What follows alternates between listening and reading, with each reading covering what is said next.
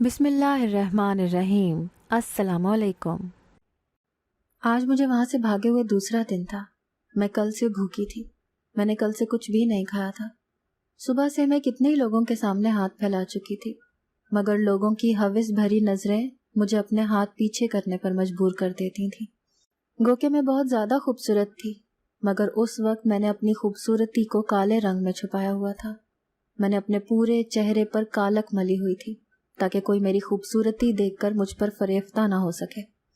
मगर मैं ये देखकर हैरान थी कि इस रंगत के बावजूद भी लोग अपनी फितरत से बाज आने वाले नहीं थे और मुफ्त में 10 रुपए भी देने के लिए तैयार नहीं थे। मैं एक मुसीबत से निकली थी तो मुझे लग रहा था कि मैं दूसरी मुसीबत में फंसने वाली हूँ। मैं इस दुनिया से पहली बार ही मुतारिफ हो रही थी। मैं दुनिया को, लोगों को परखने का सलीका नहीं जानती थी, मगर लोगों की हविस भरी निगाहें मुझे अपने वजूद को छेदती हुई महसूस हो रही थी। ऐसा लग रहा था जैसे उनकी निगाहें वजूद के आर पार हो रही हों और मैं अपने आप में ही सिमटी जा रही थी। फिर जब एक जगह पर खड़े खड़े मुझे काफ़ी देर गुजर गई और मुझे भीख नहीं मिली, तो मैंने कुछ लोगों को अपनी जानिब मतवज्जा देखा। वो मन चले लड़के थे जो काफ़ी देर से वहाँ पर खड़े मुझे ताड़ रहे थे। एकदम मुझे किसी खतरे का एहसास हुआ और मैं वहाँ से छुपते छुपाते निकल आई, मगर भूख और नकाहत की वजह से मुझसे चलना मुहाल हो रहा था और मैं सोच रही थी कि इस भरी दुनिया में क्या कोई एक भी ऐसा नेक शख्स नहीं है जो मेरे काम आ सके, जो मेरी मदद कर सके, जो मुझे पनाह दे सके। या इस दुनिया में सारे ही भेड़िए और लुटेरे हैं जो अगर इंसान को कुछ देते हैं तो बदले में उससे वसूल भी करते हैं। यही सोचते सोचते मैं वहाँ से काफ़ी आगे निकल आई। फिर अचानक एक गाड़ी के टायर मेरे सामने आकर चरचराए। जब मैंने सामने देखा तो उसकी सीट पर एक बड़ी उम्र का मर्द बैठा हुआ था और वो चेहरे महरे से खासा सुलझा हुआ इंसान मालूम होता था। मैंने उसके सामने भीख के लिए हाथ फैलाया और उससे भी वही रटा रटाया सवाल दोहराया जो मैं सुबह से मुख्तलिफ लोगों के सामने कर चुकी थी।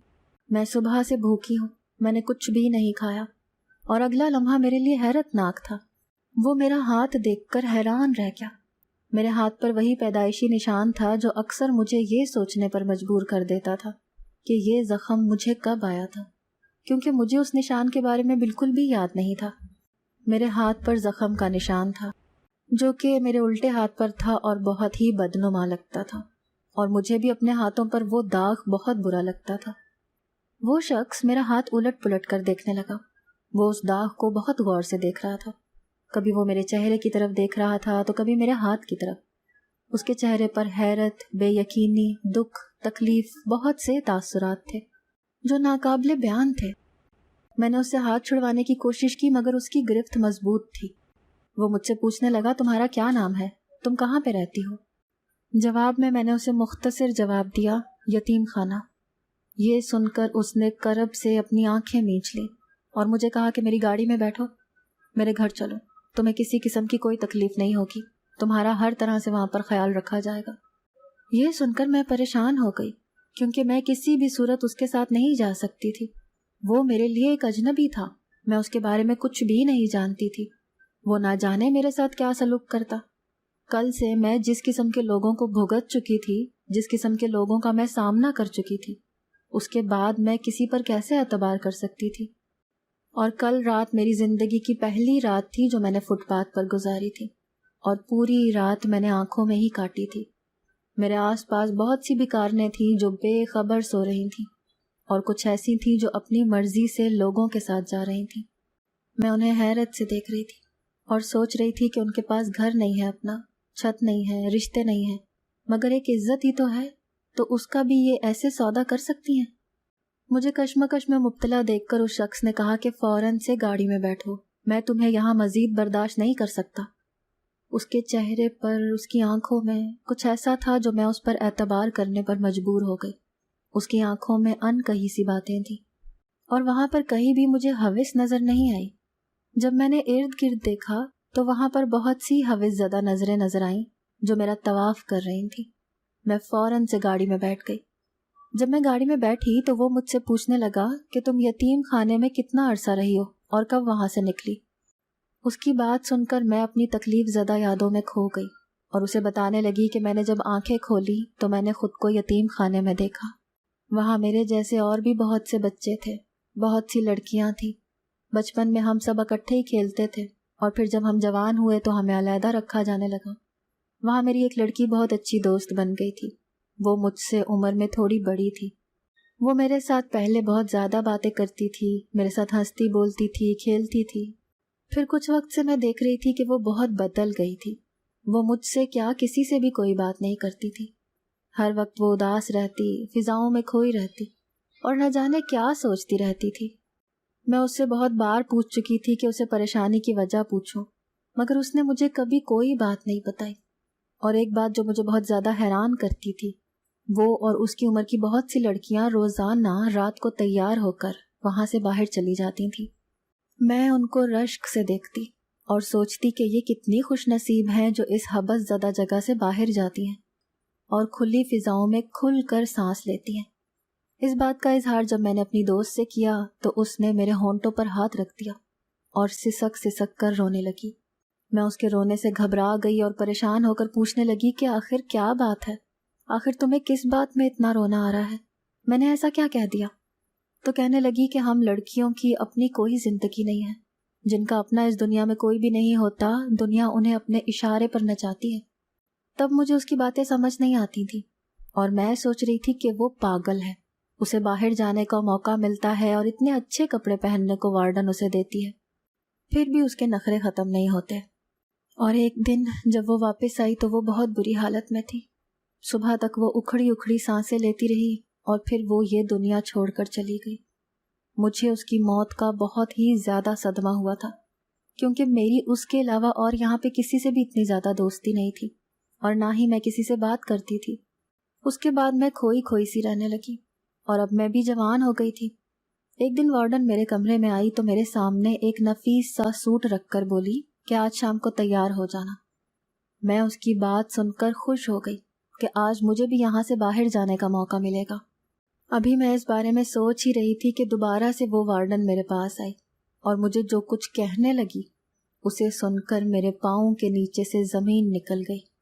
وہ مجھ سے غلط کام کروانا چاہتی تھی اور میں ایسا مر کر بھی نہیں کر سکتی تھی۔ میں نے وارڈن کو صاف انکار کر دیا، جس پر وہ غصے سے آگ بگولا ہو گئی اور مجھے دھمکیاں دینے لگی کہ وہ میرے ساتھ بہت بری طرح سے پیش آئے گی، مگر میں اس کی کسی بات میں نہیں آئی۔ جب مسلسل کچھ دن تک وہ مجھے اس بات کے لیے قائل کرتی رہی اور میری طرف سے انکار رہا تو اس نے مجھ پر چوری کا الزام لگا دیا اور مجھے کہا کہ جب تک میری بات نہیں مانو گی تب تک میں اپنے الزام کو واپس نہیں لوں گی۔ اب میرے پاس کوئی راستہ نہیں تھا، مجھے صرف یہی راستہ نظر آ رہا تھا، یا تو میں اس کی بات مان لوں اور اپنی زندگی کو اندھیر کر لوں، یا پھر انکار کر کے جیل کی سلاخوں میں سڑتی رہوں۔ ان دونوں کے علاوہ مجھے کوئی تیسرا راستہ نظر نہیں آ رہا تھا۔ پھر کافی سوچ بچار کے بعد مجھے تیسرا راستہ نظر آیا۔ یہ راستہ بہت ہی زیادہ پرخطر تھا اور اس میں بہت سے اندیکھے اندیشے مجھے ستا رہے تھے، مگر مجھے کوئی تو فیصلہ لینا تھا۔ ان تینوں میں سے کسی ایک راستے کا تو انتخاب کرنا ہی تھا، ہو سکتا ہے اس کے ذریعے سے میری زندگی سنور جائے۔ میں نے پھر وہاں سے بھاگنے کا فیصلہ کر لیا اور وہاں سے میں بھاگ کر کافی دور نکل آئی۔ میں ایک جھگی میں رہنے والی عورت کے پاس پہنچ گئی۔ اس نے مجھے دیکھا اور جب میں نے اسے اپنا حال احوال بتایا تو وہ مجھے کہنے لگی کہ تمہاری یہ خوبصورتی تمہاری سب سے بڑی دشمن بن جائے گی۔ اس سے ہی میں نے وہ محلول لیا تھا جس نے میری ساری خوبصورتی کو چھپا دیا تھا، اور اب دنیا کے سامنے کالی بدصورت لڑکی تھی۔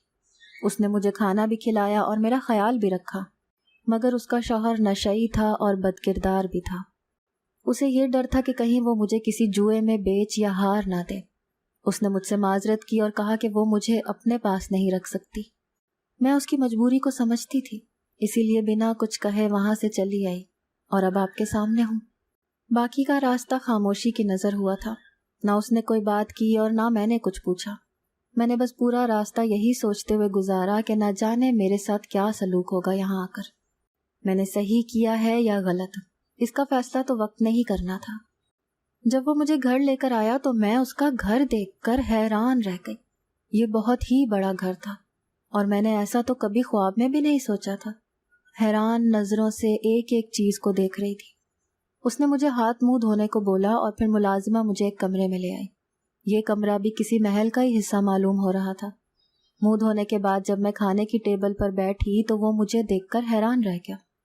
تب میں نے اسے بتایا کہ میں نے لوگوں سے بچنے کے لیے ایک محلول کا استعمال کیا تھا جس نے میری خوبصورتی کو چھپا دیا تھا۔ کھانا کھانے کے بعد میں وہیں پر بیٹھی ہوئی تھی جب اس نے کہا کہ تم واپس اسی کمرے میں آ جاؤ، آج سے وہ تمہارا کمرہ ہے۔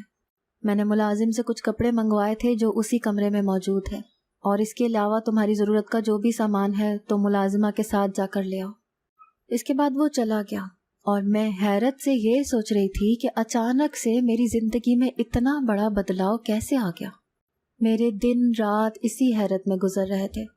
زندگی اتنی آسان، اتنی آسائشوں سے گزر رہی تھی کہ مجھے لگ رہا تھا کہ میں کوئی خواب دیکھ رہی ہوں اور آنکھ کھلنے پر یہ خواب کا سلسلہ ٹوٹ جائے گا۔ اس شخص سے میری ملاقات کھانے کے وقت ہی ہوتی تھی اور وہ مجھ سے ضرورت کی بات پوچھتا تھا۔ میں اکثر یہ سوچتی تھی کہ نہ جانے یہ شخص مجھ پر اتنا مہربان کیوں ہے، کہیں اس کا کوئی غلط ارادہ تو نہیں ہے۔ آج تک میں نے جو دیکھا تھا، جس چیز کا میں نے سامنا کیا تھا، اس کو مد نظر رکھتے ہوئے اچھائی کی امید رکھنا مجھے بہت مشکل لگ رہا تھا۔ میں نے لوگوں کا ایک ہی روپ دیکھا تھا جو کہ بہت غلط تھا۔ ایسے میں کسی کی اچھائی پر اعتبار کرنا ایک ناممکن سی بات لگ رہی تھی، مگر ابھی تک اس شخص نے مجھ سے کوئی بھی غلط بات نہیں کی تھی۔ اور پھر ایک دن اس نے ایک ایسی بات کی جسے سن کر میں حیرت زدہ رہ گئی۔ اس دن میں اپنے کمرے میں تھی۔ رات کو کھانا کھانے کے بعد میں اپنے کمرے میں سونے کے لیے چلی گئی تھی جب دروازے پر دستک ہوئی۔ جب میں نے دروازہ کھولا تو سامنے وہ شخص کھڑا تھا۔ میں دیکھ کر پریشان ہو گئی کہ وہ اس وقت میرے کمرے میں کیوں آ گیا۔ میں اسے راستہ دینے میں ہچکچا رہی تھی، پھر یہ سوچ کر میں ایک سائڈ پر ہو گئی کہ یہ تو اسی کا گھر ہے، اور اس کے گھر میں کھڑے ہو کر میں اس کو کیسے انکار کر سکتی ہوں کہ وہ اپنے گھر کے اس حصے میں نہ آئے۔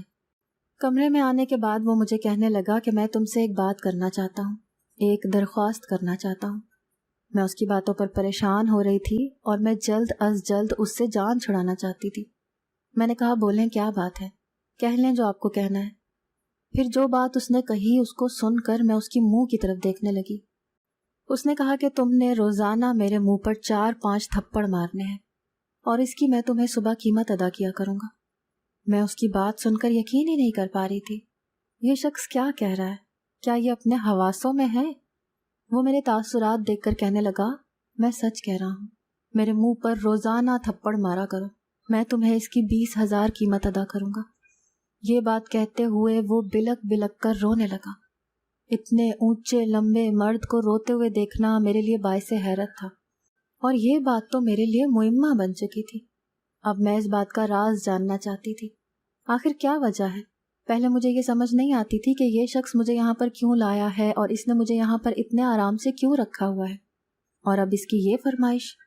میں نے اس سے اصرار کیا کہ مجھے بتائیں آپ نے یہ بات کیوں کی ہے اور میں ایسا کیوں کروں گی؟ آپ میرے محسن ہیں، آپ نے مجھ پر احسان کیا ہے، مجھے اس زمانے کے سرد و گرم سے بچایا ہے، اور میں آپ کی بے عزتی کس طرح سے کر سکتی ہوں؟ میں کیوں کروں گی ایسا؟ میرا حیران ہونا بجا تھا۔ یہ بات سن کر وہ کہنے لگا کہ جب تمہیں حقیقت پتہ چلے گی تو تمہارا دل یہی کرے گا کہ تم میرے منہ پر تھپڑ مارو۔ اور اب معاملہ بالکل ہی میری سمجھ سے باہر ہو چکا تھا۔ یہ کون سی حقیقت کی بات کر رہا تھا؟ آخر ایسا کیا تھا جو میں نہیں جانتی تھی، اور میں اپنے محسن کے ساتھ اتنی بدتمیزی کیوں کروں گی؟ وہ کہنے لگا کہ وہ میری نوجوانی کا دور تھا، میری کم فہمی، کم علمی کا زمانہ، جب ہر چمکتی ہوئی چیز سونا لگتی ہے اور جب دل اپنے ہاتھوں سے کوئی بھی خوبصورت چہرہ دیکھ کر پھسلنے لگتا ہے۔ میں امیر ماں باپ کی اولاد تھا، مجھے بچپن سے ہی کوئی روک ٹوک نہیں تھی، مجھے ہر طرح کی آزادی تھی۔ اس دن میں کالج جا رہا تھا جب میری نظر اس پر پڑی۔ وہ بے تحاشا خوبصورت تھی اور میں اس کی خوبصورتی کو دیکھ کر متاثر ہو گیا تھا۔ میرے سرکل میں بھی بہت خوبصورت لڑکیاں تھیں جن کے ساتھ میری دوستی تھی، مگر اس لڑکی کی بات سب سے الگ تھی۔ میں اسے اکثر آتے جاتے دیکھتا تھا۔ وہ قریبی سرکاری اسکول میں پڑھتی تھی اور روزانہ اسے دیکھتے ہوئے مجھے محسوس ہونے لگا کہ میں اس کی محبت میں مبتلا ہو گیا ہوں۔ اور جب میں نے اس سے بات کرنے کی کوشش کی تو اس نے مجھ سے بات کرنے سے انکار کر دیا۔ جب میں روزانہ اس کے راستے میں آنے لگا تو وہ خوف زدہ ہو گئی۔ اس نے اکیلا آنا جانا چھوڑ دیا۔ اب اس کے ساتھ یا اس کے ابو ہوتے تھے یا پھر اس کی اماں ہوتی تھی۔ اب میں اس سے بات کرنے کے بہانے ڈھونڈنے لگا۔ جب میری اس کے ساتھ بات نہیں ہو رہی تھی تو میرے دل میں بے چینی بھرنے لگی۔ اور بالآخر میں نے اس کے بارے میں جب معلومات لیں تو مجھے پتہ چلا کہ وہ اپنی سوتیلی ماں کے ساتھ رہتی ہے اور اس کی سوتیلی ماں اس کے ساتھ بہت ظلم کرتی ہے اور اسے بالکل بھی پیار نہیں کرتی۔ اور مجھے یہ بھی پتہ چلا کہ کچھ دن پہلے ہی اس کے باپ کا ایکسیڈنٹ ہوا تھا اور وہ ایک ٹانگ سے معذور ہو چکا ہے اور اب ان کے حالات بہت ہی برے ہیں۔ یہ بات سن کر مجھے کچھ تسلی ہوئی۔ میں مدد کرنے کے بہانے ان لوگوں کے گھر میں داخل ہوا تھا اور اس کے باپ کا آپریشن کروا کر ان لوگوں کی کافی مدد کی، مگر اس میں میری اپنی غرض پوشیدہ تھی۔ میں کسی طرح اس لڑکی کو رام کرنا چاہتا تھا، مگر میں جتنی کوشش کرتا جا رہا تھا وہ مجھ سے اتنا ہی دور ہو رہی تھی۔ اسے حاصل کرنا مجھے بہت مشکل لگ رہا تھا، اور اب تو میرے دوست بھی میرا مذاق بنانے لگے تھے کہ تم ایک لڑکی کو بھی نہیں پٹا سکے۔ پھر میں نے اس کی سوتیلی ماں کے ساتھ مل کر ایک منصوبہ بنایا اور اس کے ساتھ شادی کرنے کا ڈھونگ رچایا اور اسے گھر لے جانے کے بجائے وہیں پر رکھا۔ وہ پہلے مجھ سے بات نہیں کرتی تھی، نکاح کرنے کے بعد میری محبت میں جیسے پاگل ہو گئی، میرے علاوہ اسے کچھ نظر ہی نہیں آتا تھا۔ اب رفتہ رفتہ میں بور ہونے لگا۔ ابھی بھی میں مکمل طور پر اس سے اکتایا نہیں تھا۔ پھر ایک دن اس نے مجھے شرماتے ہوئے بتایا کہ میں باپ بننے والا ہوں۔ میں نے ہر ممکن کوشش کی کہ وہ اس بچے سے جان چھڑوا لے، مگر وہ کسی طور پر بھی اس بات کو نہیں مانی۔ جب تھوڑا سا اور وقت گزر گیا اور اب میں اس سے مزید بور ہونے لگا، اور اب میں تقریباً مکمل طور پر اس سے اکتا چکا تھا۔ اب وقت آ گیا تھا کہ میں اس کھیل کو ختم کر دوں اور اس سے ہمیشہ کے لیے جان چھڑوا لوں۔ پھر ایک دن اس کی طبیعت خراب ہونے لگی۔ اس کی ماں نے مجھے کال کی اور کہا کہ اسے ہسپتال لے کر جانا ہے، مگر میں اسے ہسپتال کیسے لے کر جا سکتا تھا؟ وہاں میرے 100 جاننے والے تھے، مجھ پر کوئی بھی بات آ سکتی تھی، میری فیملی تک کوئی بات پہنچ سکتی تھی۔ اسی لیے میں ایک لیڈی ڈاکٹر کو ان کے گھر پر لے گیا۔ ڈاکٹر نے مجھے بتایا کہ لڑکی کی حالت بہت ہی زیادہ خراب ہے، اسے ہسپتال لے کر جانا ضروری ہے۔ مگر اس وقت میں بہت ہی زیادہ بیزار ہو رہا تھا اور اسے کہا کہ کچھ بھی ہو، جو کرنا ہے یہیں پہ کرو۔ وہ ایک بچی کو جنم دے کر اس دنیا سے رخصت ہو گئی۔ اس کی سوتیلی ماں نے میرے ہاتھوں پر میری بیٹی کو رکھا اور رکھتے ہوئے بتایا کہ تمہاری بیوی اس دنیا سے رخصت ہو چکی ہے۔ جب میں نے اپنی بچی کے چہرے کی طرف دیکھا تو میرے دل کو کچھ ہونے لگا، کیونکہ اس نے ہم دونوں کے ہی نقش چڑھائے تھے۔ اس کی آنکھیں بالکل میرے جیسی تھیں اور باقی نین نقش اپنی ماں جیسے تھے۔ میں کتنی دیر اس کے چہرے میں کھو گیا۔ پھر میری نظر اس کے ہاتھوں پر پڑی۔ اس کے ایک ہاتھ پر زخم تھا، پیدائش کے دوران اس کے ہاتھ پر کٹ لگ گیا تھا۔ مجھے اپنی بیوی کی موت کا بالکل بھی غم نہیں تھا اور بچی کو لے کر میں یتیم خانے آ گیا۔ اسے وہاں پر ان لوگوں کے حوالے کر دیا اور پھر میں اس سارے واقعے کو بھول بھال گیا۔ وہ میری کم علمی کا زمانہ تھا، مگر اکثر میری نظروں کے سامنے وہ معصوم چہرہ آ جاتا تھا جو مجھ سے اکثر سوال کرتا تھا کہ اس سب میں میرا کیا قصور ہے؟ مجھے کس گناہ کی سزا ملی ہے جو میں نے ماں کو تو پیدا ہوتے ہی کھو دیا اور باپ نے یوں مجھے جیتے جی خود سے دور کر دیا۔ میں اتنی دولت جائیداد کا مالک اور میری بیٹی یتیم خانے میں پلتی رہی۔ کئی سال گزرنے کے بعد مجھے احساس ہوا کہ میں نے غلط کیا ہے، مجھے ایسا نہیں کرنا چاہیے تھا۔ میرے ماں باپ مجھ سے شادی کا اصرار کرتے کرتے اس دنیا سے رخصت ہو گئے، مگر میں کسی کے ساتھ بھی شادی نہیں کرنا چاہتا تھا۔ کئی سال گزرنے کے بعد مجھے تمہاری ماں سے محبت کا احساس ہوا تھا، تمہاری یاد ستاتی تھی، اور پھر میں نے تمہیں ڈھونڈنے کی ہر ممکن کوشش کی۔ میں نے کتنے یتیم خانوں میں چکر لگائے، پانی کی طرح پیسہ بہایا، وہاں کی وارڈن سے پوچھا، مگر کوئی بھی تمہارے بارے میں کچھ بھی نہیں جانتا تھا۔ تب میں نہ جانے کیسے تمہارے اس پیدائشی نشان کو بھول چکا تھا۔ اگر مجھے یاد ہوتا تو شاید تم مجھے بہت پہلے مل گئی ہوتی۔ اس دن جب تم نے بھیک مانگنے کے لیے ہاتھ آگے کیا تو میرے سامنے وہ دن آ گیا جب میں نے تمہیں پہلی بار دیکھا تھا، اور میرے دل نے کہا کہ تم میری بیٹی ہو، اور اگر تم میری بیٹی نہ بھی ہوتی تو میری بیٹی جیسی تو ہو، مگر میرا دل کہتا ہے کہ تم ہی میری اولاد ہو، کیونکہ تم ہو بہو اپنی ماں جیسی ہو۔ میں بالکل حیرت کی مانند بت بنے ان کی باتیں سن رہی تھی۔ مجھے رونا بھی آ رہا تھا، مجھے ان کی زیادتی پر غصہ بھی آ رہا تھا۔ انہوں نے مجھے جیتے جی خود سے علیحدہ رکھا تھا، گو کہ ان کی غلطی بہت بڑی تھی، انہیں معاف کرنا مشکل تھا، مگر جو بھی تھا وہ میرے باپ تھے۔ میں تو اس رشتے کے لیے ساری زندگی ترسی تھی، اور اب جب مجھے یہ رشتہ مل گیا تھا، میری یہ خواہش پوری ہو گئی تھی، तो अब मैं क्यों कर उसकी नाशुक्री कर सकती थी? मैं क्यों कर अपने रब को नाराज़ कर सकती थी? मैंने अपने बाप को माफ़ कर दिया। उन्हें यकीन नहीं आ रहा था कि मैंने उन्हें सच्चे दिल से माफ़ कर दिया है। फिर इसके बाद उन्होंने जब मुझे मेरी माँ की तस्वीरें दिखाईं तो उनकी बात मुझे वाकई सच लगी। वाकई मैं अपनी माँ के जैसी ही थी। इसके बाद वो मुझे मेरे ख़ानदान के बारे में, दादा दादी, सब लोगों के बारे में बताते रहे। हर रोज़ रात को हम देर तक बातें करते रहते थे। मैंने जो पल अकेले बिताए, जो वक्त मैंने अकेले गुजारा, जो कैदे तन्हाई काटी, अब उस सब का अजाला करना चाहती थी। फिर अब्बू ने मुझे घर पर ही पढ़ाना शुरू कर दिया था और मेरे लिए ट्यूटर आता था। जब 4 साल का अरसा गुजर चुका तो मेरे अब्बू ने कहा कि वो मेरी शादी अपने दोस्त के बेटे के साथ करना चाहते हैं। मैंने उनकी मर्ज़ी के आगे सर झुका दिया और उसके साथ शादी कर ली। मेरे अब्बू का ये दोस्त उनके हर राज से वाकिफ़ था और मेरे बारे में सब कुछ जानता था। अब्बू ने उसे कहा कि अगर तुम इसको अपनी बहू बनाना चाहते हो तो तुम अपने बेटे और घर वालों को सारी हकीकत बता दो, ताकि बाद में मेरी बेटी के लिए कोई मसला ना बने और कोई इसे किसी बात का ताना ना दे। अंकल ने वादा किया कि मैं इसे अपनी बेटी बनाकर ही रखूंगा। तू बेफिक्र हो जा, इसको किसी बात का, किसी चीज़ का कोई मसला नहीं होगा। उस घर में आने के बाद मुझे एहसास हुआ कि दुनिया से अच्छे लोग ख़त्म नहीं हुए हैं। मुझे उन लोगों ने बहुत ही ज़्यादा इज्जत और मोहब्बत दी और रफ्ता रफ्ता मैं ज़िंदगी की हर उस नेमत से फैज़याब हो गई जिसके लिए मैं तरसी थी। मेरे रब ने मुझे हर वो चीज़ अता कर दी थी जिसके बारे में मैंने कभी ख्वाब में भी नहीं सोचा था, और मैं उसका जितना शुक्र अदा करती कम था। अगर आपको आज की हमारी कहानी पसंद आई है तो इसे लाइक कीजिए और अपने प्यारों के साथ शेयर कीजिए। और हाँ, अगर अभी तक आपने हमारा चैनल सब्सक्राइब नहीं किया तो ज़रूर कीजिए। मिलते हैं कल एक नई और दिलचस्प कहानी के साथ। तब तक के लिए अल्लाह हाफ़िज़।